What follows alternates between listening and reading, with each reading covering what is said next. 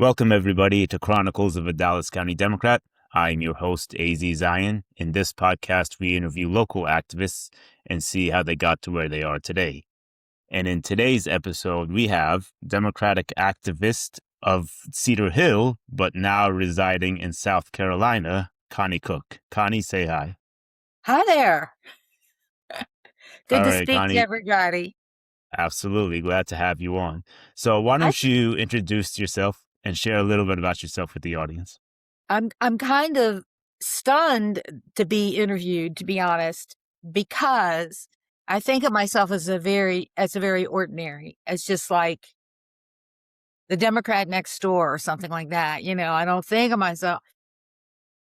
But it began very early in my life because I became a registered nurse and I worked in the city hospital in Baltimore, and this was managed by the Baltimore city government. And the reason was because originally it was the poorhouse for the city. And it was on this huge mini mountain, large hill, right in the city of Baltimore. You could see, like when the tall ships visited Baltimore City, you could see the tall ship spires, their sails and everything in the harbor. Wasn't that far away. So this facility was really the community, all of East Baltimore. It was their hospital. That was kind of where they went, unless they happened to be Jewish and there was a Jewish hospital, and unless they happened to be Catholic and there were Catholic hospitals. But even then, I mean, they could walk to their hospital. So this gives you some idea of what the area was like. We kind of turned and looked around, and it seemed like suddenly in the course of a few months, we had no wheelchairs and stretchers, and we could not move people from one part of the hospital to the other, take person to their car, take a person to the operating room. I mean, it was bad. It was bad. And so a group of us went to the city government and talked about this and said something has to be done. We also commissioned the Baltimore City Police to go into the neighborhood looking for hospital equipment that belonged to the hospital, because the hospital was on a big rise and people would simply go down the rise in their wheelchair or their stretcher and go home. Wasn't unknown. Uh-huh. Well, they were unresponsive. And so my friend and I kind of looked at each other and said, what now? I mean, here we are in the business of caring for the hospital, caring for the people, and they're just not responding to us, and we're really blocked. And so that was the start of it all, because we organized, we formed under a union, we went on strike, and we only struck the areas of the hospital that made money, elective surgeries. And we kept everything else open and staffed, fully staffed. And we ended up, my friend and I, on Ted Koppel's Nightline. He came and interviewed us for a segment and talked about, how unusual it was for nurses to go on strike. You have to understand that, this was in the late 70s. Okay. As I was very unknown at that time for nurses. They still had kind of almost a religious aura about them in terms of vocation. So I think that's when it started, because it just was stunning that nothing was being done about this to us. And so soon, the residents, we were their hospital in their backyard, literally. It was quite an uproar, especially when we went on Ted Koppel's news show, Nightline, and we got wheelchairs and stretchers, That's and we awesome. got a pay raise. We were the lowest paid nurses in the city of Baltimore, which had quite a few hospitals, most of which now merged and so forth and so on. But then there were many small healthcare facilities all over the place. So I went from that to working in the VA in a rehab hospital with the Vietnam veterans.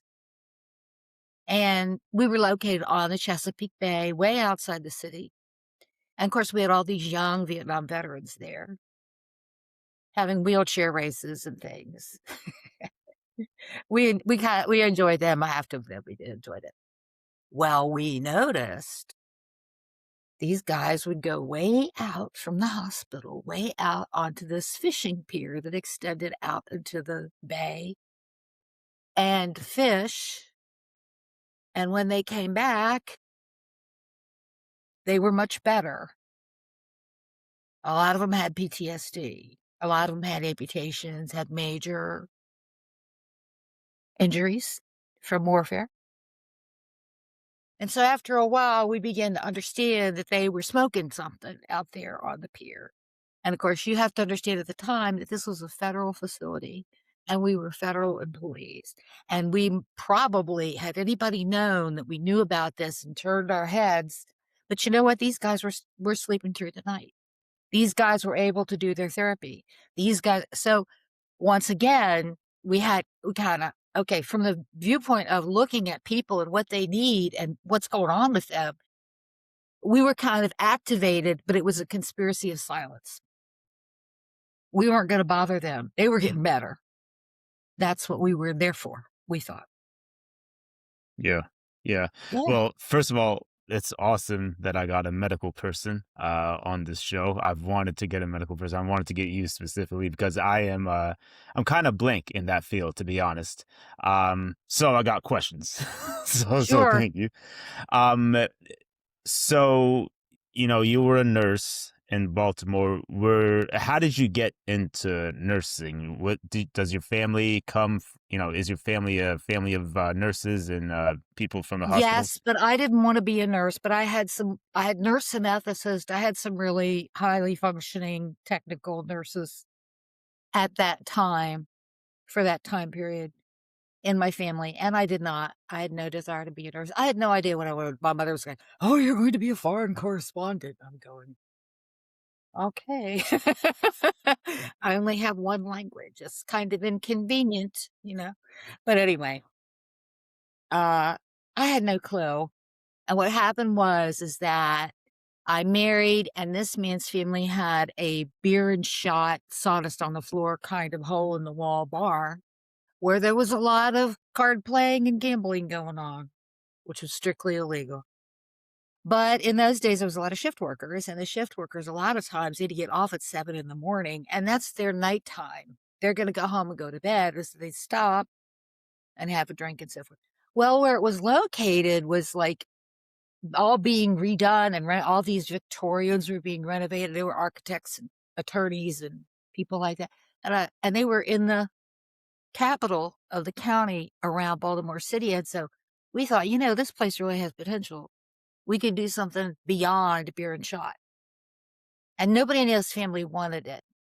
Well, we were getting ready to take it over, and he died accidentally, which is a whole nother Hallmark made for TV movie scenario.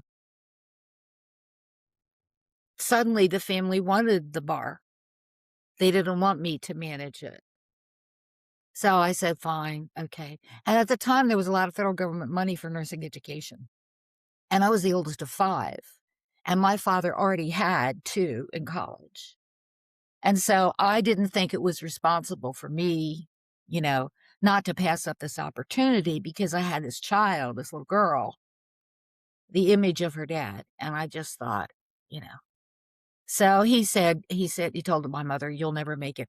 But you see, I was highly motivated. And so I did. I worked full time and went to school full time and carried 3 sciences most semesters, which was difficult for me, but I did it.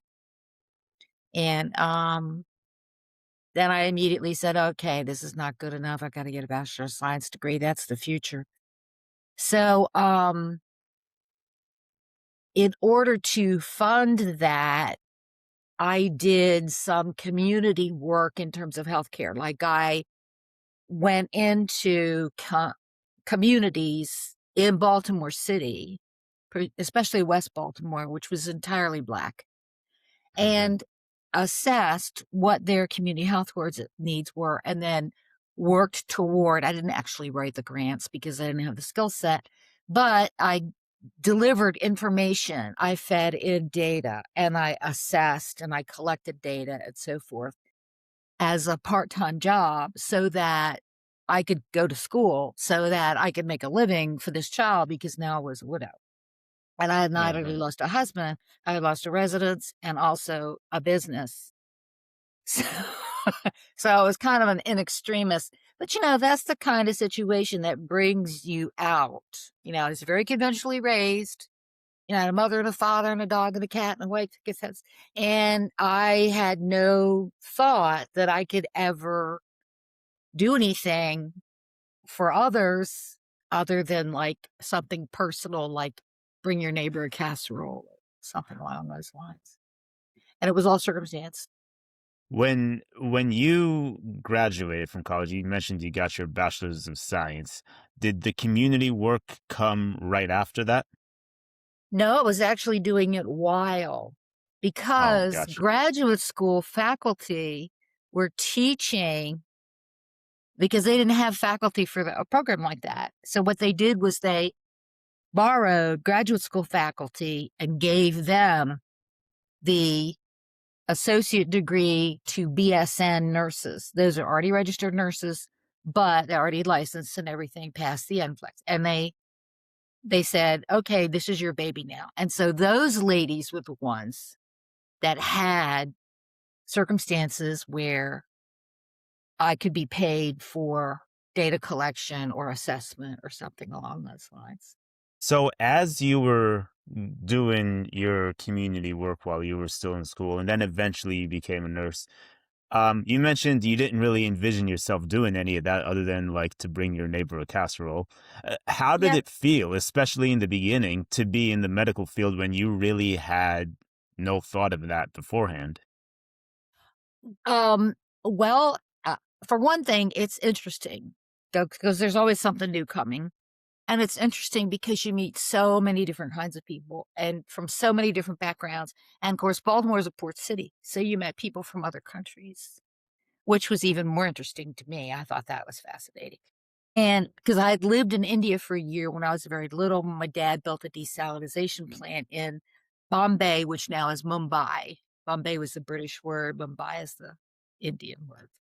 So, that was kind of little gravy, kind of little sparkle, on the other things. And probably by upbringing, I was kind of okay because when you're the oldest of five and there's always a baby in the house, you can't just stand there. You have to act. Okay. Because one of those children has gotten into trouble or you need to act. And so your perspective is that you don't worry about that now. You don't get upset about that now because you have to act now. And I think that that predisposed me, you know, to pitching in. Also, it's a great confidence booster. My mother was hospitalized for a year and she was away from the house. And so different relatives cycled in and out. But I begged my father to let me stay home from school, to quit school for a year. And he absolutely refused. He just And good wouldn't. for him.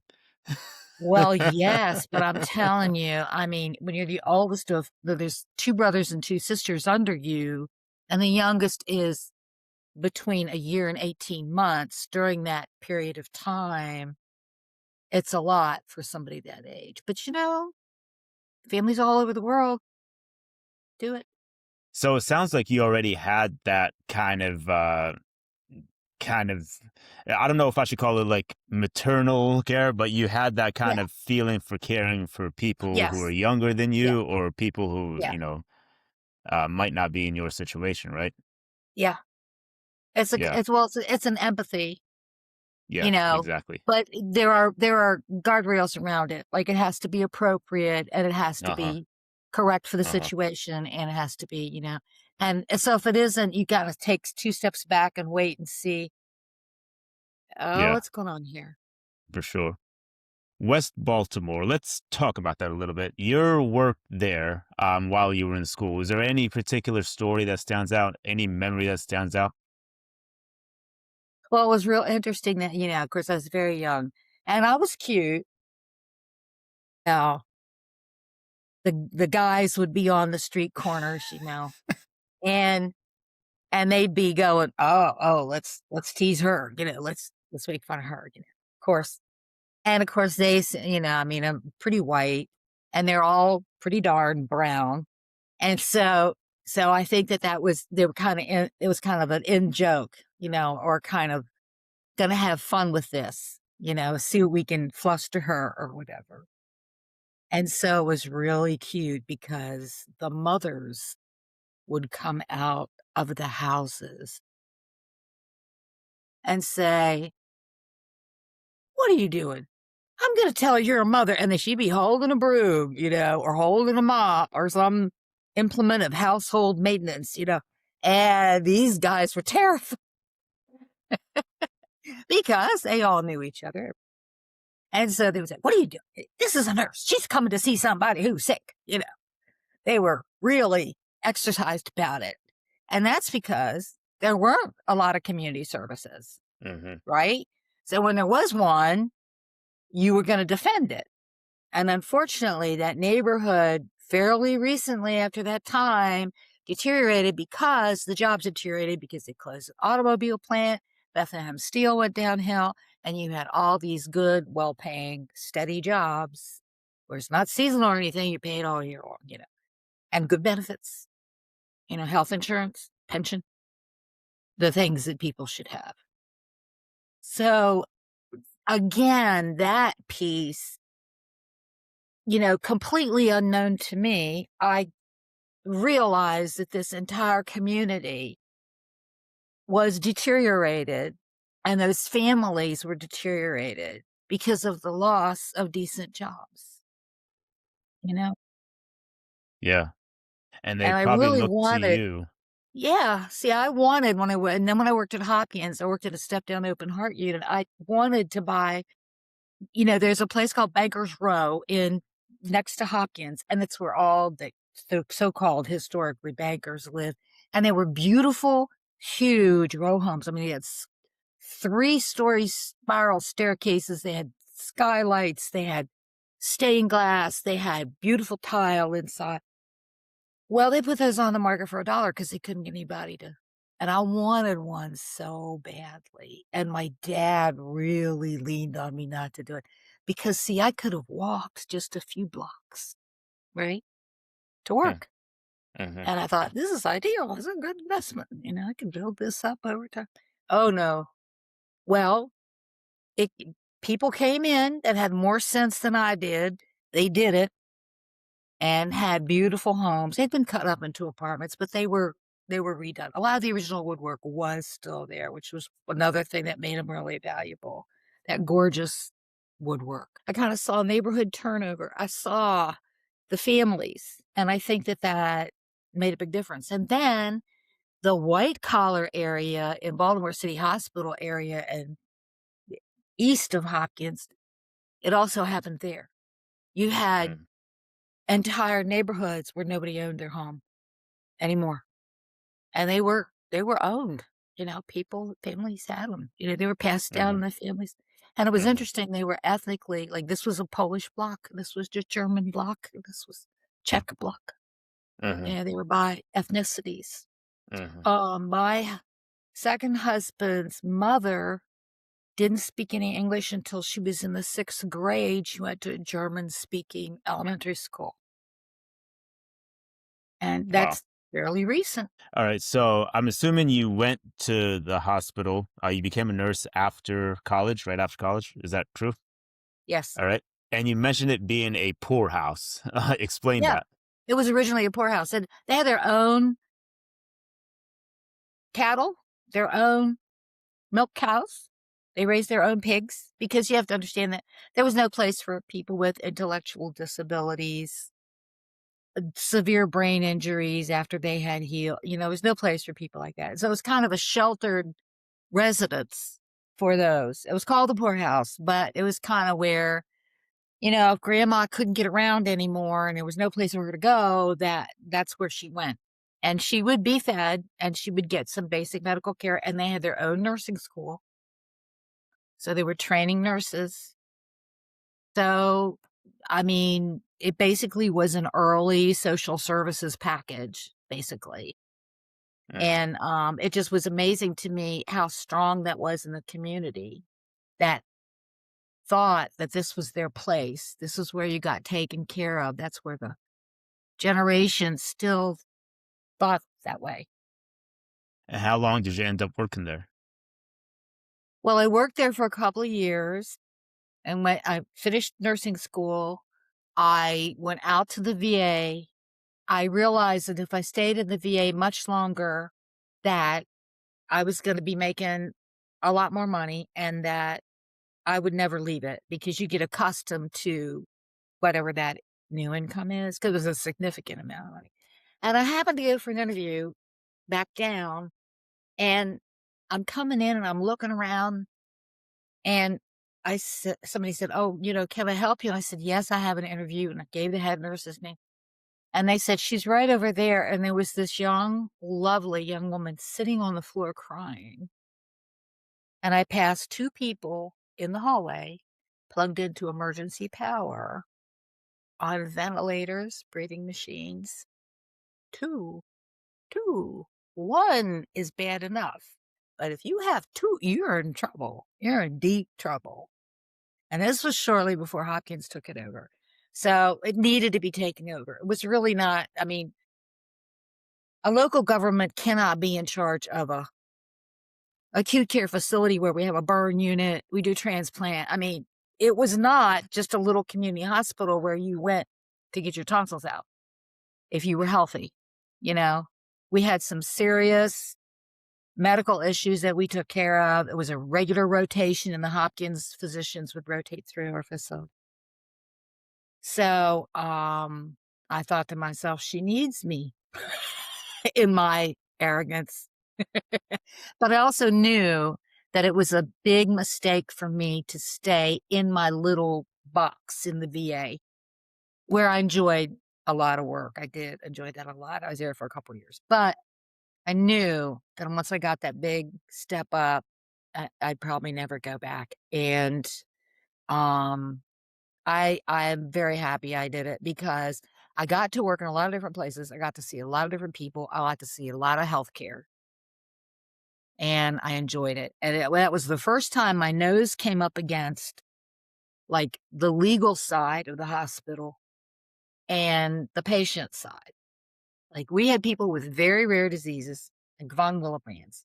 Those poor folks are lacking something, to be very brief and not to dumb down the audience, but they're lacking a component in their circulating blood system. And you can get it, it can be fractioned out and you can get it by transfusion. However, at the time, this required people to go to the emergency room to get admitted to the hospital, to stay in the hospital. Then they had to worry about getting, and so that meant they had a nurse interview and a doctor interview, and then a resident interview, and then a nurse, a doctor, and a resident. So they had like 6 interviews for their 37th or whatever hospital admission for essentially a little over 24 hours to receive that component and then to watch for harmful effects. They didn't want to do that. They wanted to be home. So we started treating them in the medical clinic, and that's when the lawyers, Yeah, yeah, you know, but we were doing yeah, all kinds of things there that we should have been doing. But we were doing it for the right reasons, and we were monitoring these people, and they had doctors in attendance. And I still think it was justified. So not too long after that, emergency rooms developed these little holding areas where you could do something. A person could stay for like 12 hours or 24 hours, and you could treat them like for asthma, severe asthma, and not admit them to the hospital and not put them through all that. Right. And the third thing that happened was poor people would be brought in by their families on the through the ambulance, and the poor thing, she's in the dying journey. She is in her late stages. She's like 87 years old. That family is freaked out. They think that they're not doing something for grandma. What's happening is a very natural process, but they haven't been clued in. Nobody's clued them in. And so they panic. They bring grandma to the ER, and they look at me and say, "Well, we're going to admit her to the medical unit." And I say, "No, you're not." yeah, "Well, what do you mean?" "Well, she's going to sit right here. There is nobody at home. We have all these rooms that are open in the emergency department, and we're not put this dying family and this dying woman through multiple extra interviews and transfers and putting her in the bed and another physical exam and all of that. We're not doing it. She'll only yeah, be with us a few hours." And it was true. She Yeah. was only with us a few hours, and then we bade everybody a fond farewell. It's those kinds of things. It's where people's lived experience, you Yeah. know? Right. A lot of heart wrenching stories for sure. Talk about the union you guys formed. How did that come to be? Well, I don't know why, to be honest, I don't know why we ended up where we ended, but that's okay. We were attached to like a little subgroup. Now, I see a lot of these unions have been combined and they're under bigger umbrellas and so forth because it's more efficient and they get more bang for their buck. And it really has to be done in this day and age. But I don't know why we ended up with them, except that it might be that my friend, who was a woman in her 40s, very dynamic lady, knew people or had met people and approached them. But we only needed one vote to get the nurses in the union. The nurses were so incensed about what was going on that they said, "You won't listen to us? Well, we're gonna find a way for us to be listened to," you know? Was And it poor they working conditions? What kind you of know set what? that We off? were we were the lowest paid in the city, but that was not Hmm. the issue. The Mm. issue was we literally did not have wheelchairs and stretchers. That was the issue. And see that you can't get anything done in a hospital. You can't get somebody to their surgery. And then the OR is standing there, they charge by the minute, and nobody's paying for anything. Did that union, did it last beyond just trying to get the hospital stretchers and wheelchairs? Yes. Yes, it did. However, I don't know how long. Okay, See, gotcha. today, they were taken in with Hopkins, Hmm. and so I don't know if there was a sweetener in the deal for the nurses because it might have been that there was a sweetener in there for the like, they gave them a pay raise or they gave them another week's vacation or something along those lines, because Johns Hopkins Hospital was founded by a Quaker, and it basically was on a moral basis. Like, every week I would see people lined up around the statue of Jesus, this huge statue, beautiful statue, in their lobby, paying their $5 or $10 on their hospital bill for the past 10 years, 12 years, years Mm, and years and yeah. years. And so, see, it's like the essential goodness of people.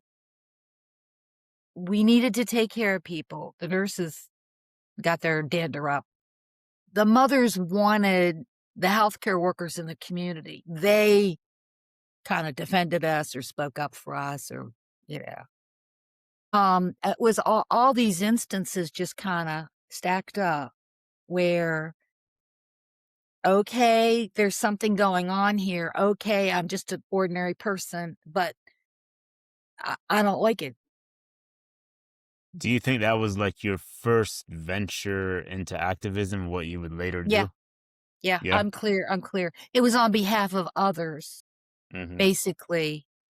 Uh, and I actually did. I really didn't think about this very much until you spoke with me. And then I said, "Oh, I see this pattern. I see this Uh-huh. pattern." Well, Yeah, that's why you're on this show, Connie. thank you. And then, of course, my next husband decided to go into the military. He said he had guilt over Vietnam, and I said, "You were still in high school, and they stopped drafting." He didn't have an answer for Yeah. that, but he Yeah. he wanted to anyway. So I said, "Okay." So we went overseas, and so the next thing was, okay, what's going on with these young airmen that are like almost the age of my own child, stuck out here, bare dorm rooms. So each squadron of the flyers, like they were colors. So each squadron took on a building, and the women had bake sales, and Hmm. we raised a few dollars for them to put up like curtains and couches and TVs, video game systems, things along those lines. See, that's just it's just, I kept bumping up against whatever there was in life, whatever came along. you know? Mhm. Did the Vietnam War, kinda spur you to go work at the VA? Not really. I was against it, but I was never someone who would disrespect the military. I had a lot of military in my family. I lost 3 uncles in military service one way or another, Vietnam and Korea, and then a training accident. Oh, I would never disparage the military. The strong military Mhm. and, oh, as a matter of fact, my grandfather was a hospital sergeant for some reason, I don't know why, in World War II, and the flu epidemic came. And he said he was stacking up dead doctors and nurses like firewood. He said because there was no oxygen at that time in hospitals. And the 1718 flu epidemic was so bad, and of course the government hid that information. It started off in recruitment training areas, and they kept it covered up. The doctor at the base there kept writing letters, and they kept covering it up. The government did. Because they were afraid that these families wouldn't send their children to die by flu in trying to serve in the military. Yeah. So, working at the VA versus working at a local community hospital, what's some of the differences there? What's the pros and cons of each, and what did you learn from each? A, you can get anything a veteran needs. If they need glasses, you can get it. If they need dentures, you can get it. However, the glasses were terrible, but they were glasses. You could get them. People stayed in the hospital until they were completely recovered. There was no discharging and sending people at home to recover, which now they've developed into a science, sending people home really early, but for the most part successful. Um, there was an undercurrent of understanding and a lingo that the veterans had with each other, you know. And sometimes they would explain it to you, but sometimes they would not, which is, I understand. I understand that. And how long did you end up in the VA? Almost 6 years. That's when I had to Okay. make a decision. Am I gonna stay or am I gonna go and learn other skills or get other job experience? Because it was a very narrow that rehabilitation is kind of a narrow focus. I mean, really, there's much more to it probably in the physical therapy, occupational therapy, than there is in nursing. So I just said, I'm gonna be in this for a long time and I need other skills and I enjoyed them tremendously, but, some that I cared about had ended their journey. They had left the planet, and I guess that was a factor. So, yeah, what did you do afterwards then? Well, I went to work at, Bayview Asylum, which is not Bayview, but and I learned a lot of skills, and then I went to work at Johns Hopkins because it was as time went on, it became a Hopkins affiliate, and I just transferred over Mm. and worked in the step down unit for open heart surgery, which is fascinating. And, um, at that point, I, went to the emergency department because I basically, I was bored in Baltimore City Hospital, and that was a level 1 trauma center, so they did everything there, and we had the burn unit, so that's another aspect. And to put a different spin on things, anyone in custody by any federal or state was treated there. So, Baltimore City Police, Baltimore County Police, the Railroad Police, the Harbor Police. It didn't matter what entity, and so we did all of the sexual assault, we did the child abuse investigations, and this was a whole 'nother, you know, tough, a lot of times, situation. But it also was the best. I mean, I wouldn't trade that for the world, and the reason is because the teaching facility, and so you got to hear the breakdown of the case, the labs, the test results, everything. You got everything presented to you when people would round, and when you'd go along on rounds, you would be taught a lot along with the other doctors. Now you're eavesdropping, but you still get it. It sounds really intensive on your emotion, It is. just a lot, but it also sounds very rewarding in the end. I believe it was. I believe that we did good work. Aside from the fact that I must have told hundreds of families that strep throat was not a communicable disease, which is what we had been taught, and it is. And these parents would look at me, I wouldn't say anything. They knew I meant well, right? And then after a while, I started to kind of get it. I started to see the pattern. This doesn't agree with their experience. See? And then it turns out, yes, it is. I mean, things like that where progress was made and, you know, or very, very traumatic circumstances where you had the organ donor behind one curtain and you had the organ recipient coming in on a holiday or a weekend to get cleared to receive the organ that's behind this curtain, essentially. So those things are just they are okay, this is what is the most important thing in life is to have meaningful work, is to have where you can expand, you can learn, you can give back in some way because I've had the benefit of a strong, stable family, I know, a good upbringing. And so that's your mission in life, really, if you have any religion at all, or even if you're just a humanist, just. Anyway, Amen to that. 100% agreed. So all of that was in Baltimore, I'm assuming it, and I know you also lived in Ohio and eventually in Texas, South Carolina. in the So kind of UK. take me, and oh yeah, that's true. The 1 year in the UK. Take me Yeah. kind of through after your work in Baltimore. What happened after that?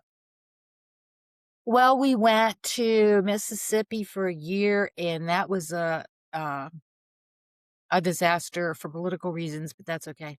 And, we didn't get to build our house or anything, lost a lot of money. And then he went to the Air Force, and then we went overseas, and then he wouldn't stay. I wanted to stay. The reason is because initially we thought, "Okay, great. Maybe we can get from the UK, maybe we can get orders to Kunsan, Korea, or Spain, or the Philippines. That'd be fascinating. Italy, Aviano is a big air base in Italy.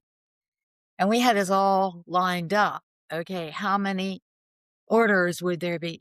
So the fact that there were 4 children didn't stop us. We just thought it would be fun, interesting, educational, everything to live overseas and see these other cultures and see these other folks. And and they shut down what his job category was, his MOS, from those overseas locations because they don't really need a doctor. It's a healthy population. Active duty people are very healthy and they're pre-screened for a lot of things. So basically, you really don't need an anesthesiologist for that population. A nurse anesthetist does great. A corpsman Hmm. could drip ether onto a cone and put somebody out if you really had to on the battlefield. So he just couldn't get over it, and so we had to come back to the US, and that was not good. He didn't adjust well. No job was ever right, and he kept moving us and moving us and moving us. So every year I was moving a family of 6, and we were losing money on the real estate end of it, and we were buying high and selling low, and, it just finally I said, "No, we're in Ohio." I said, "No, these kids are in high school, and they're gonna finish high school here, and I'm not moving them. And if you wanna go, okay." And he did. So you So, mentioned your 4 kids being a family of 6. Did you yeah. instill in them the love of the medical field, healthcare? How did they turn out to be? I think it took with my one son, he's a doctor, Okay, and good. I tried to get him. I thought he had the skill, the interpersonal, the skill set. And I mean, he had the academic, but I think that it's important for some medical disciplines to have the interpersonal skill set. And I thought he had it. Hmm. But he wanted a normal, quote unquote, what's a normal life? A normal life. And so he didn't want to be like a surgeon where he's on call all the time and so forth. So he went to podiatry school. They gave him a scholarship. So he finishes his podiatry school in Bellevue, New York City, where you get everything. That is the crucible. That's where you get refined like a fine pure metal. Well, interesting that now he thought he'd have, a surgery now and then again, a medical practice. No, all four orthopods are referring anything below the ankle to him, and he's doing surgery, and people drive hours to get to him, and he's backed up, and you can't get appointments for like 6 weeks. And you see, he's very, very good at it. And I thought that whatever he did, whatever he took on, he would be. But I couldn't talk him into it. But that's okay. He's an outstanding podiatrist. Now, the other Yeah. three, highly technical, but not in medical. One's a Mm, CPA. One is, well, he had the communication system for President Obama's plane. He had the highest civilian security clearance. So he actually is in IT, but he went into a really good job because of having that security clearance when he was a young IT professional. And mhm. he does like entire hospital systems. Like he talked to us on the phone about, oh, the doctors don't have to show up and make rounds anymore. And I went, they don't. And he said, well, it's just experimental, it's just a trial. And I said, yeah, I said, I don't think this is ever going to get to beta. I said, there's no substitute for seeing how it smells, how it looks, how wet it is. I said, there's all these aspects. I said, you're going to have a well-trained surgical nurse, or you're going to have a resident or somebody there to make these rounds. You can't do these remotely. I'm sorry. I like technology, Yeah. but Yeah. gotta see it. Um, so it sounds like two generations, you and your son, healthcare professionals. As I kind of mentioned earlier, healthcare is, I'm kind of blank in it. Um, as you've gone through years, through decades of Yeah, healthcare experience, yeah. and now your son is in it. What have you seen evolve over time? Has it gotten better? Has it gotten worse? What were some of the bright spots? What were some of the dark spots?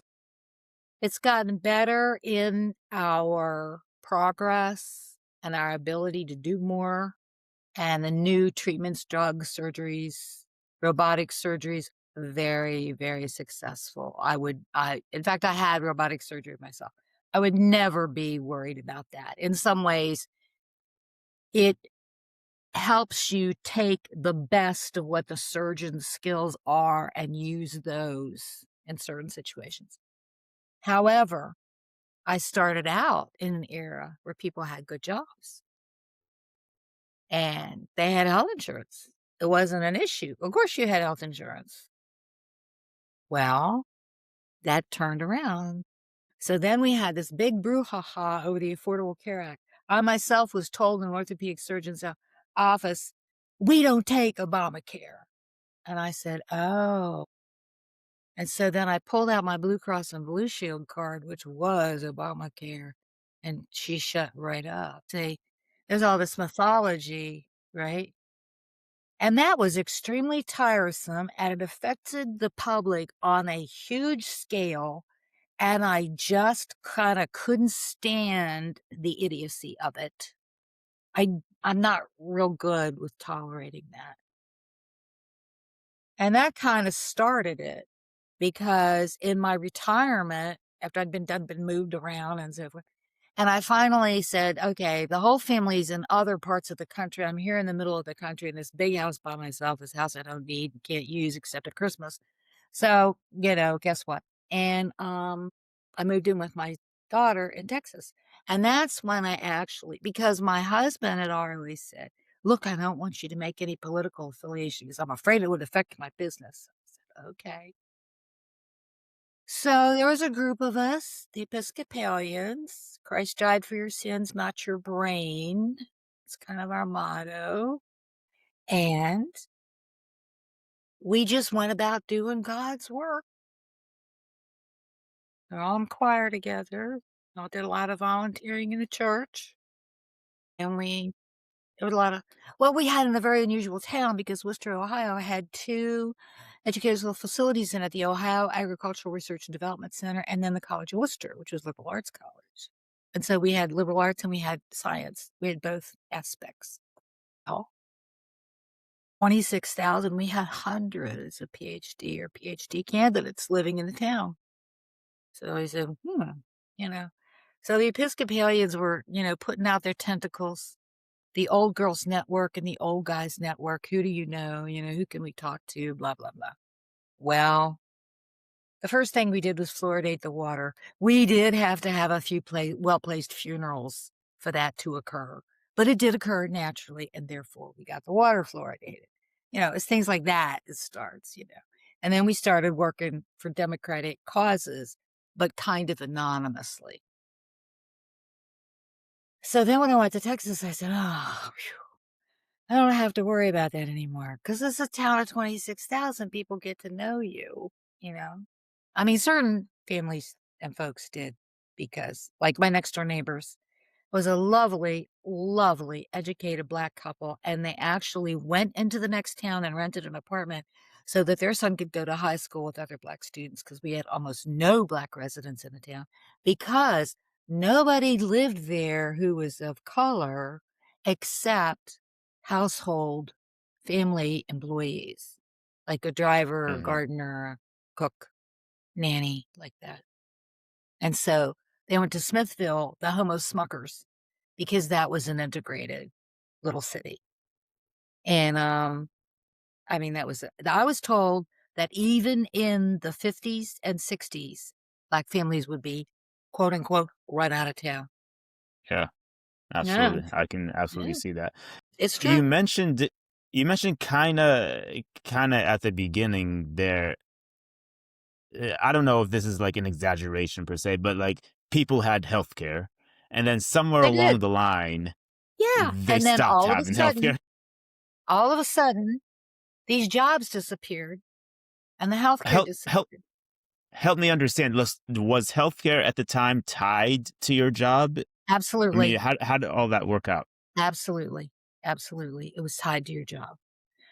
It's There was a strong, social kind of consciousness that was basically it was religiously based.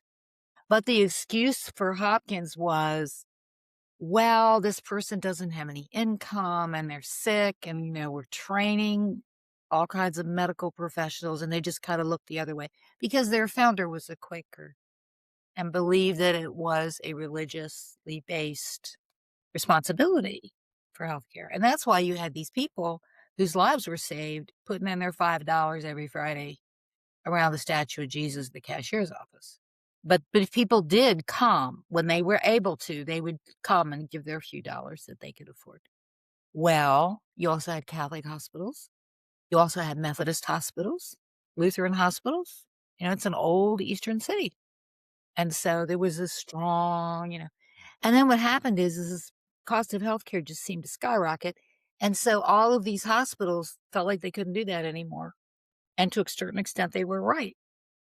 so I want to touch on that. The cost of healthcare started skyrocketing. Is Yes, it that did. the fault of individuals just being unhealthy, or is that the fault of something much deeper? Pretty shallow, actually, healthcare executives. Mhm. It's big Yeah. business. There was a lot of Administrative costs and consolidation. There was a lot of consolidation in healthcare. For instance, when I lived in Ohio, Mr. Hoover in Canton, Ohio, the guy who brought forth the vacuum cleaner to American households and also in Europe and Britain. Well, he had developed a factory. His workers worked in the factory. He decided, oh, we need a nurse here. People get injured. And then he said, well, I think we need a doctor and a nurse, you know. And before too long, he had a clinic. And then before too long after that, he had a hospital, right?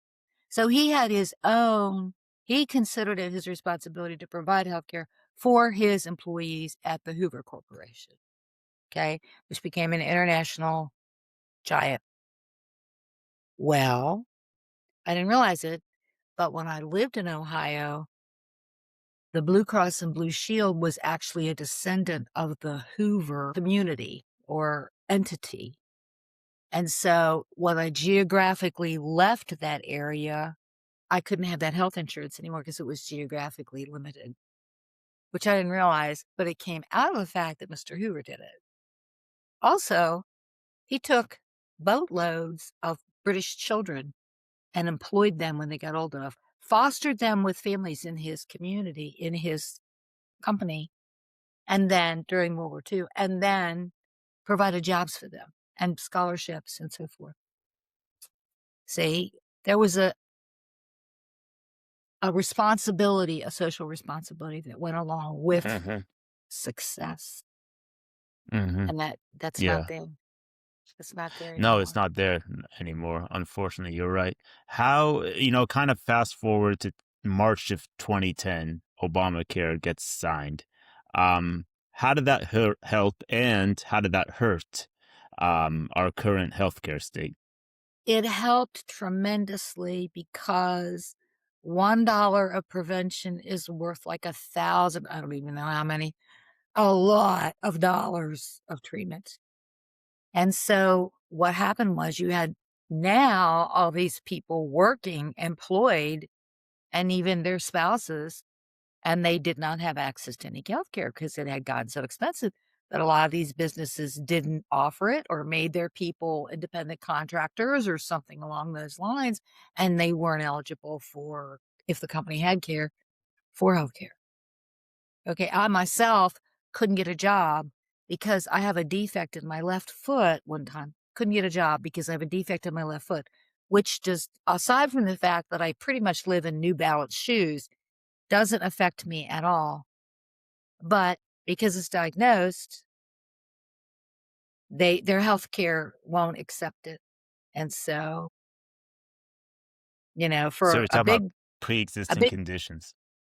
see, they it's just like a conspiracy. Okay, how can we not provide healthcare?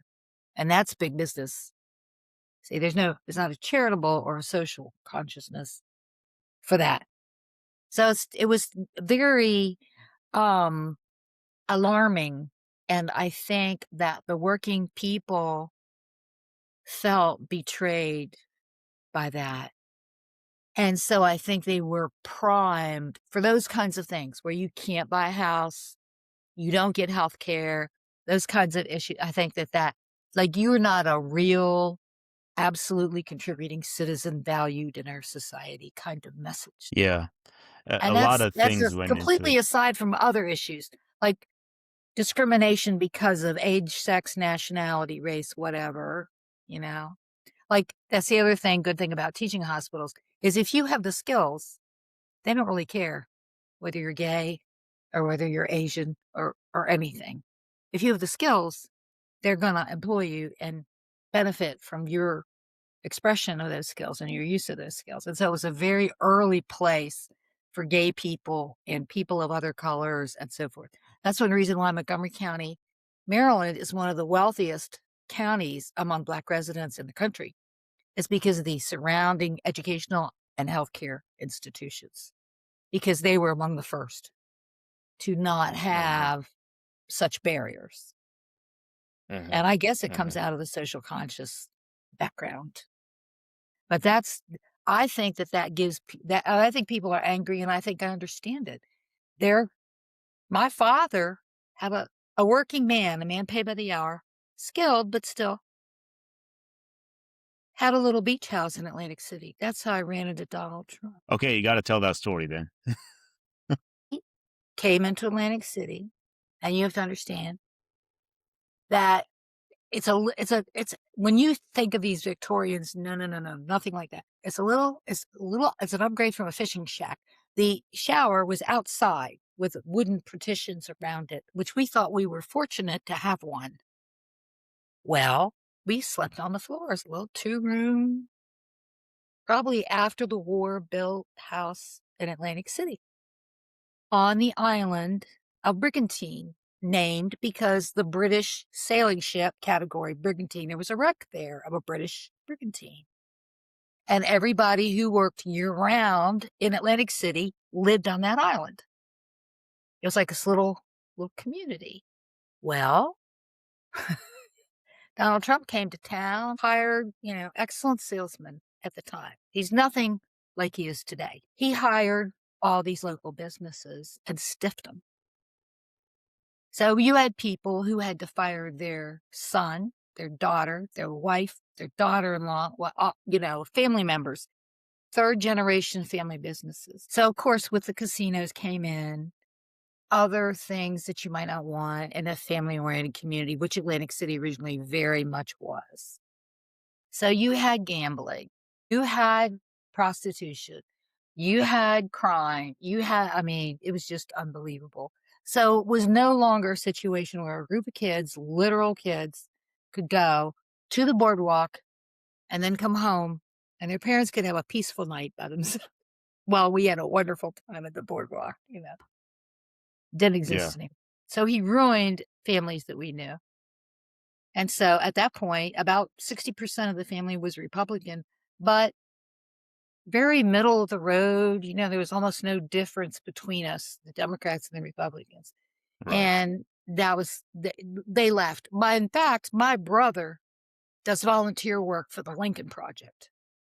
And he also is as a elections judge, a Republican elections judge. Hmm. But Yeah, he's a Lincoln Project guy. He's yeah, looking, he's watching. yeah. No, Donald Trump definitely has a history of destroying families. You saw it Oh, way earlier than a lot of people. yeah. New York is a tough town. And if New York Hmm. hates you, Yeah, that's saying something. This guy yeah, is for sure. nothing. He's nothing. But anyway, um, I guess that was another part of it is the Donald Trump. So when I kind of moved and I wasn't in that little town anymore, I said, okay. So I made my daughter very nervous. She did not want me to put Democratic signs in the yard, but that's okay. I can make Yeah, calls. I can knock on yeah. doors. There you I can go. talk to people. Yep. Speaking of making calls, knocking on doors, you didn't mention writing postcards and letters, and that's how I met Yeah. you. Well, anything. Stuff envelopes, make signs. It doesn't matter. Absolutely. That's what I do Uh, here. That's what I do it, here in South Carolina. Absolutely. I love that. So I actually met you when you were the Democratic or a Democratic precinct chair in Cedar Hill. I met you a couple of years ago when I was working for the Dallas County Democratic Party. Your move to Cedar Hill, kind of what stood out to you? What differences did you see living in Texas versus Ohio and Baltimore and the UK for that 1 year? Well, there was much more to me anyway, and I'm not talking about the people that are teens or 20s. I'm talking about like the 40s, 50s, 60s, like more toward my age group. In Ohio, they were not very political. We were a little academic town stuck in a big agricultural area with a lot of Amish and Mennonite. But that area, I guess, because of the fact that we had a lot of educated people and people from other countries, frankly, seemed much more aware politically on a like weekly basis. When I went to Texas, it was I was taken for a Republican all the time because I'm older, because I'm white, I might be wearing pearls. Emergency room nurses don't have a lot of patience with that because life is like a box of chocolates. You never know what you're going to get. But um, they had this almost like pioneer veneer, which I found very odd, very, very odd. I didn't quite understand it. And then I began to realize the stories of people that had come out with nothing to bare land and created something. And I began to understand it a little better. But I think Trump is in huge trouble, and I'm really happy about it. Yeah. How did you how did you get to be an election judge and precinct chair in the community you were Well, living in? well, basically, there was a shortage of precinct chairs, and I went to the Democratic Party office. I was new in the Dallas area. The area I lived in was pretty affluent, my daughter's house, and I wasn't relating real well to the folks there. And so I said, I need to be with my people, so to speak. And so I went down and started volunteering in the Democratic Party office. And then I said, well, can I do this? Or would you like me to help you do that or whatever? And it's just kinda snowballed. They needed people where I lived, and so I had already met the Republican precinct chair because she had already knocked on my door. Hmm. And so it was real interesting because I hired her to work elections, and she had a grudging admiration for me, which is real interesting. I And enjoyed it. you It was like a challenge, you know? and you make the best baked goods ever. So Thank you. when Thank you were you. running those postcard meetings, those get-togethers, you always had those baked goods, and I would go to the room where you were, steal one or two, and then go back. Just had to get me some.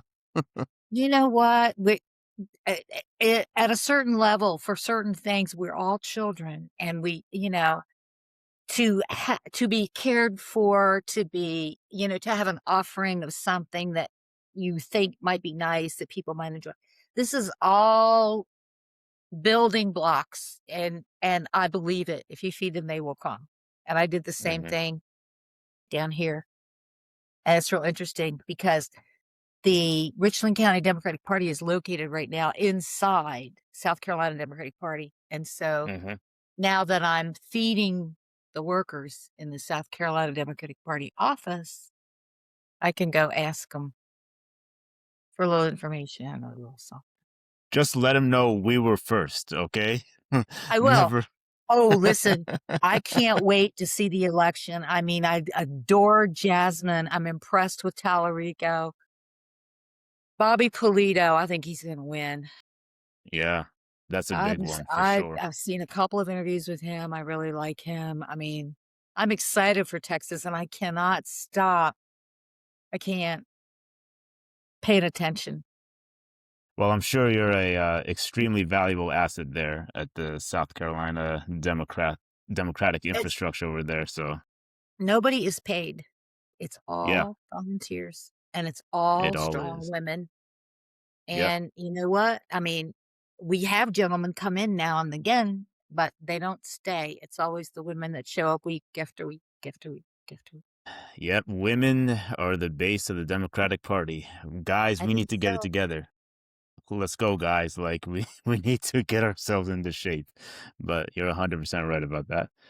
All right. So, Well, yeah, really, when you look at culture over the centuries, the men always went fishing, out fishing. They went herding. They're moving the herds. They're planting the crops. They're gone all day. Whatever. The women were always left holding the bag, always and 100%. that's just the that's what human society does. That's what they do. So Absolutely. therefore, it shouldn't be surprising to any Hmm. of us that when we think Hmm. about it halfway, we see a lot of female work going on. A lot of female Hmm. input. Absolutely. Absolutely. All right. So you're a very well-traveled woman, Connie. Yeah. Also you have experience, more well-traveled than I am, 100%. Also, a ton of experience in the medical field. So I always ask this set of questions to my guests, and I'm gonna ask it to you as Okay. well. What is the best thing and the biggest thing to improve in either for you, either the United States as it stands today or the medical field? The medical field, I have to say universal health care, sorry. I'm kinda Danish that way. Hmm. Once you've been there and you look around, nobody has one bit of anxiety or hesitation about their health care like we all have. Why is it such a big deal here in the States in terms of trying to get it done? I think it's the false belief that that's socialism. Hmm. I believe that that's a false belief, but I believe that people are absolutely convinced that that constitutes socialism. I mean, really, it's surprising we got Social Security. It's only because of the poor, what was it, a librarian found living in a chicken coop that started that whole process off of getting health insurance and a retirement for people and got Social Security and Medicare. And then you have whole states that pass down and say, no, no, we don't want to expand Medicare or Medicaid. And I just Texas. find that so foreign. These people claim to be religious. You're right. I mean, Texas is still refusing to expand Medicaid Mhm, after all mhm. these years. And Yeah. you're right. Where's your faith now? Where's your religion now? You claim to believe in a higher order and everything, but you won't even give your fellow citizens expanded Medicaid. I saw an interview with pastors of 4 very large independent congregation churches, and they said they had all been approached over a period of months leading up to the Trump election and told by their parishioners not to preach the Sermon on the Mount because times have changed. That's insane. That And they is were and they literally were, like, in insane. shock. They were like, "What do we do with that?" They were like, They were never about the word of God to begin with.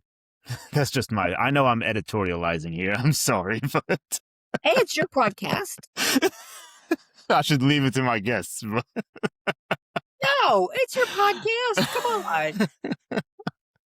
Yeah, it's just it's disheartening, and it's also probably the biggest point of hypocrisy that we have right now, where uh, a a bunch of politicians from one party claim to be of faith, claim to be religious, but they don't actually practice what they claim to read in their holy books. Um, I'll And the just other leave it part at to that. that is their their attempt to convince people, and they're pretty successful at this over the years. Oh, this benefits wealth. This benefits rich people so that you will benefit one day. And I'm like, so Hmm. incredulous. No, the tremendous investment we made after World War II in humans. We had the Hmm. GI Bill. We had some trade education, not a whole lot. And this wasn't available to everybody, but it was available to some. And so we had this society just explode wealth wise. I mean, people who came from a family where they slept on the floor and ate cornmeal mush every morning ended up owning homes and cars, multiple cars, and so forth. I mean, it was truly a historical anomaly. And Hmm. so what was that? It was the investment in people combined Yeah. with some technology layered on top of that, and also, frankly, some resources. We had resources. But Yeah. do we Yeah. consider our people our most important resource? No, we do not. We consider them a burden. That's what it comes down to, right? Especially the least among us. That's how you're judged as a nation or as a government, It how you is how treat the you're least among judged, the us. least among us. All right. I'm gonna let you do a little bit of prognostication here. Where do you see the medical field in 10 years? We'll either have an extremely stratified healthcare system, and those at the bottom have very little of crumbs. I mean, they will not even have all the vaccinations that, previously, at least your children could be fully vaccinated through the health department, the local health department, or it'll be universal health care. And One I or the other. know that I think it'll be one or the other in like 10 to 15 years. And in a way, I would like to see how it all turns out. But in another way, I think my heart will be so hurt if people don't have health care. It'll be hard for me. In another way, I hope I'm not here to see it. Final thoughts, Connie. Is there anything you wanted to share that you weren't able to share in this episode? Like I said, I'm just a mom. I'm just a grandmother. But I have the firm American foundation. I am a person who believes in the Constitution. And I see it violated right, left, and center, and I'm very upset about it. And so I feel like I have a responsibility. Somebody said to me in the last No Kings parade, Protest. well, the young people don't know what fascism is. And so I made signs, a series of signs, like the Burma Shave signs. And it said, fascism is, fascism is, fascism. And we could have gone on forever, but my artist got tired. I think we ended up with 8. And so people were taking pictures because they found it remarkable that somebody was saying this is what this is. We've lost sight of a lot. We've lost sight of a lot. We can get Yeah. it back. I Yeah. do have faith in the American people. I don't have faith in the power structure, but Yep. the plutocrats have been exposed for what they are. So I'm hopeful in that Agreed. respect. Agreed. I am as well. I am as well. Connie, thank you for hopping on. Everybody, thanks. This has been Chronicles of a Dallas County Democrat. Like, share, subscribe. We out.